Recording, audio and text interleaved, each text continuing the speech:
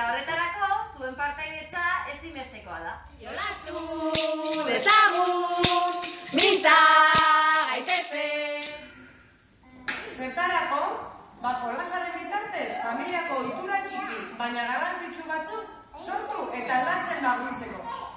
Gurean jolastu nahi? Kulunkan! Kulunkan! Kulunkan! Kulunkan! Gure bizitzako alderdi desberdinetan euskara erabiltzeko ohitura handituko dugu. Eta horretarako jolastu egingo dugu. Astero, esaidunak iritsiko zaizue, eta bertan jartzen duena egiten saiatu behar duzue, familia guztiak parte hartuz.